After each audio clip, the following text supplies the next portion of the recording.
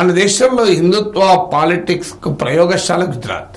అందుకే ఆ ప్రయోగశాల నుంచి ఉత్పత్తి అయినటువంటి ఇద్దరు నేతలు నరేంద్ర మోడీ, అమిత్ షా ఇవాళ దేశాన్ని శాసించగలుగుతున్నారు, బీజేపీని శాసించగలుగుతున్నారు. అందువల్ల అక్కడ ఆ గుజరాత్ రాష్ట్రంలో ముస్లిం మార్జినలైజేషన్, పొలిటికల్ మార్జినలైజేషన్ పూర్తి స్థాయికి చేరుకుంది. ఈసారి మొదటిసారిగా గుజరాత్లో జరుగుతున్న 26 లోక్సభ సెగ్మెంట్స్ లో ఒక్క చోట కూడా ముస్లిం క్యాండిడేట్ లేడు. ఈ బీజేపీ ముస్లిం క్యాండిడేట్ అని పెట్టదు. బీజేపీ పొలిటికల్ రైజ్ కావడంతో బీజేపీల పొలిటికల్ మార్జినలైజేషన్ పెరిగిన, ముస్లింల పొలిటికల్ మార్జినలైజేషన్ పెరిగిన మాట నిజం. ఇప్పుడు ఈ లోక్సభలో మీకు బీజేపీకి చెందిన ఒక్క ముస్లిం ఎంపీ కూడా లేడు. సో ఆటోమేటిక్ గా యూపీలో కూడా మీకు ముస్లిమ్స్ పొలిటికల్ గా మార్జినలైజ్ అయిపోయారు. కారణం ఏంటంటే బీజేపీ రైజ్ కావడం వల్ల ఆటోమేటిక్ గా బీజేపీలో ముస్లిం రిప్రజెంటేషన్ ఉండదు గనక ముస్లింలు పొలిటికల్ గా మార్జినలైజ్ అయ్యారు. కానీ గుజరాత్కి వచ్చే వరకు ఏంటంటే కాంగ్రెస్ పార్టీ కూడా ఒక ముస్లిం అభ్యర్థిని పెట్టలేదు.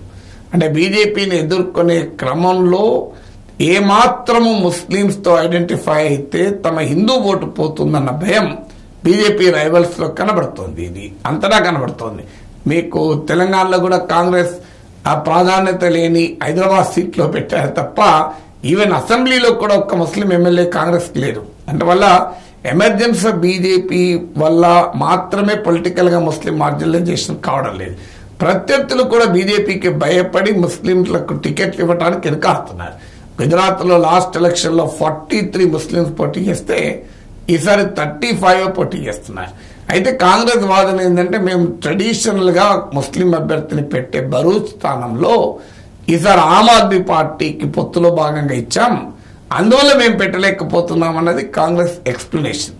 బట్ ఆ explanation notwithstanding the explanation, ఆ ఎక్స్ప్లెనేషన్ ఎలా ఉన్నప్పటికీ కూడా so the fact remains that ఇవాళ ప్రధాన పార్టీలు ఏవి గుజరాత్ లో ముస్లిం క్యాండిడేట్లను పోటీలో పెట్టలేదు. ఒక బహుజన్ సమాజ్ పార్టీ మాత్రమే గాంధీనగర్ నుంచి ముస్లిం అభ్యర్థిని పోటీ పెట్టారు. కానీ బీఎస్పీ ఏ రకమైన ప్రభావం చూపదు గనక అదొక రాజకీయ ప్రాధాన్యతను సంతరించుకోదు.